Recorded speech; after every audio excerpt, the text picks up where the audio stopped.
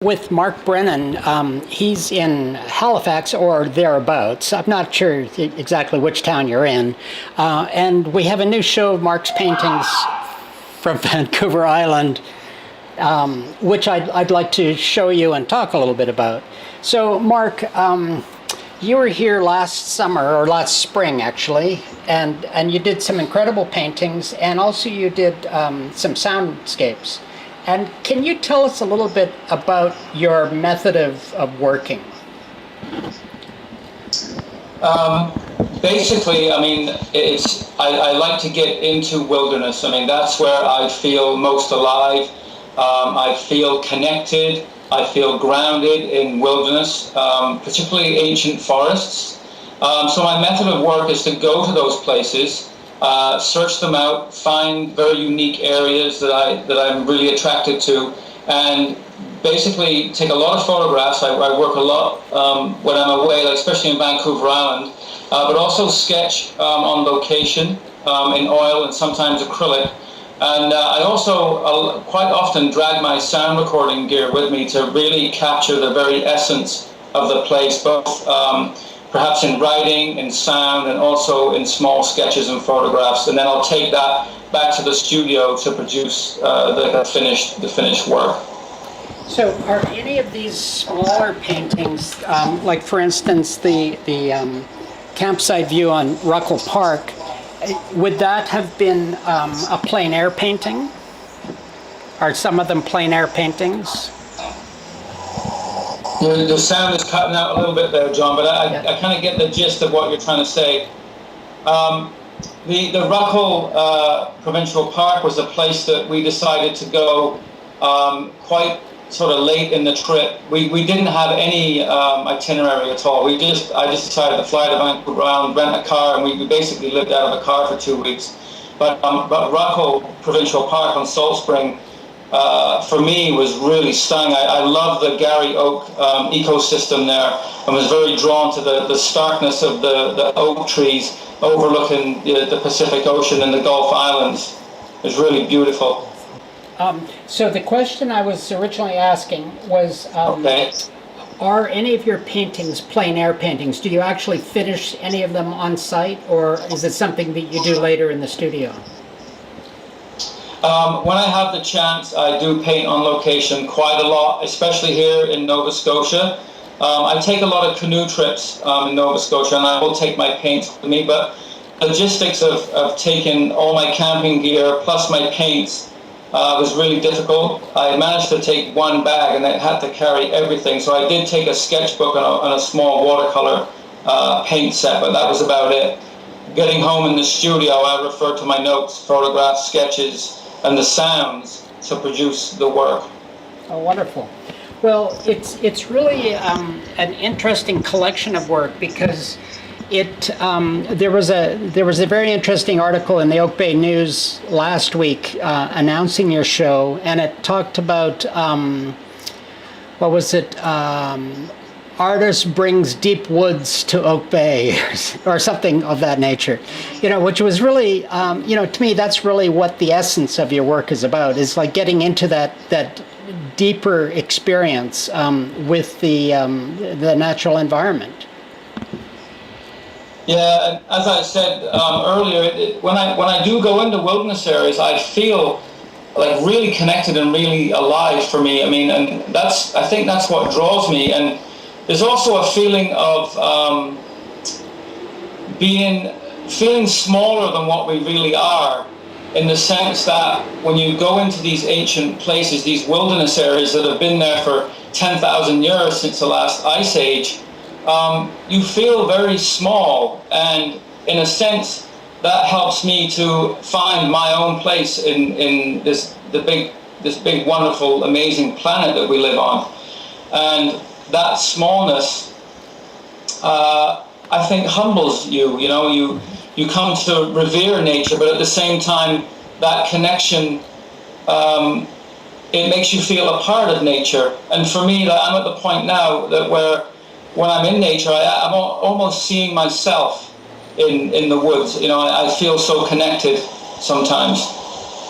So you're one of the creatures. that is inhabiting the woods, really. right? I guess, I'm a believer in a philosophy called deep ecology, which is basically that. It's called self-realization, where you come to realize that you are a living part of this beautiful earth. Well, that's certainly reflected in your paintings. It intrigues me.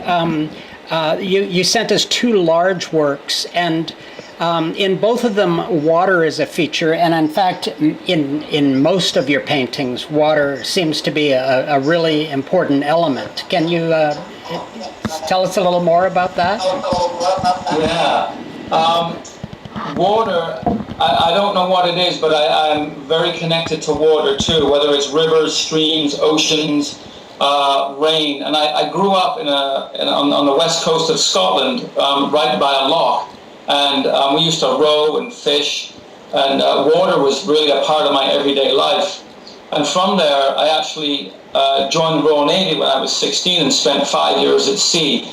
And I've seen many of the oceans of the world, and I'm completely fascinated and in love by water and its subtleties. It's the way it shines in the evening, the way it moves, the way a stream comes through an old forest, and even the sounds, the subtle sounds that water makes.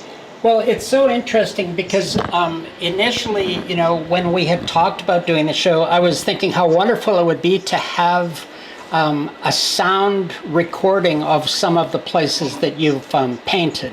Because, it's so interesting to consider listening to your paintings, not just looking at them, but to hear them, like to hear what you're hearing. Yeah. And I think, there's another dimension that you're introducing to the work. And have you ever done an installation with the sound recordings? You have. I have, yes. I did one in Halifax a couple of years ago. It wasn't perfectly what I wanted. I would like to find a place where I could do that, where it's, you come into a studio or a gallery and, there's a single painting, and then you hear the soundscape of what I heard at that particular time, at that particular location, and at that time of day. So, yeah, it's something in my future. I've done a small little bit of that. I do use the sounds every day when I'm painting in my studio, though, to bring me back to those emotions and that connectedness that I feel when I am in the wilderness. It's so interesting. I had a show at Dalhousie several years ago, and there was an art class came through, and I talked with them, and I discovered that one of the artists had a very well-developed audio acoustic senses, like far greater than most of us perceive, and she said that she could hear color. And so when she was looking at some of my work, she said that they were very loud, and that she really wanted to come back when she was by herself, because it was too distracting to have a lot of people and the images making so much noise as well.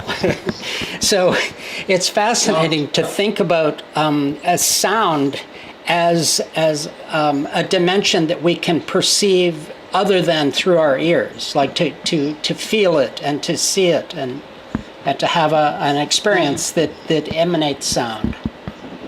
Yes, I agree. When I first got into sound recording, for me, like putting the headphones on for the first time, now my microphones will pick up a 20-mile radius, so it picks up everything.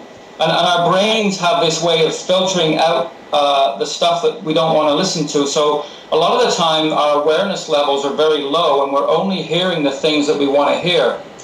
But when you learn to really listen, it really deepens your experience and deepens your life a great deal, to the point where it's just so much joy to be able to listen and to see and to smell. It just brings your life closer. And when I first put a pair of headphones on in the wilderness, it was like I can equate it to maybe going snorkeling or diving for the first time, like going underwater and seeing fish. That was what it was like for me when I put those headphones on for the first time.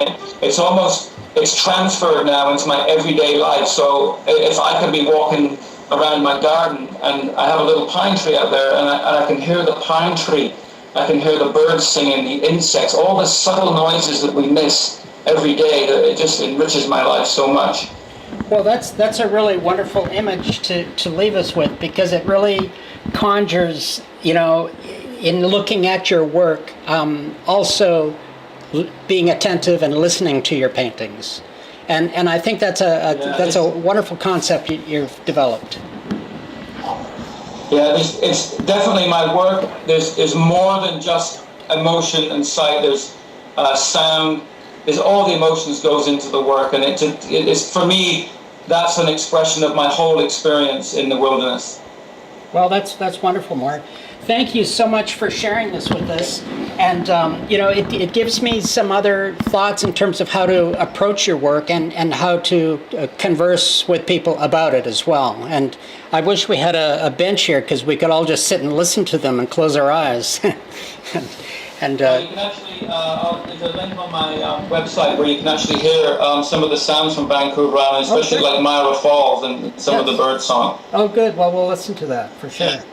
Check it out. All right. Well, thank you for this, and we'll send you a link to the YouTube video when it is produced in a week or two. So thanks so much for your involvement. Good. I'll be in touch. Great. It's good talking with you. Bye-bye. Bye.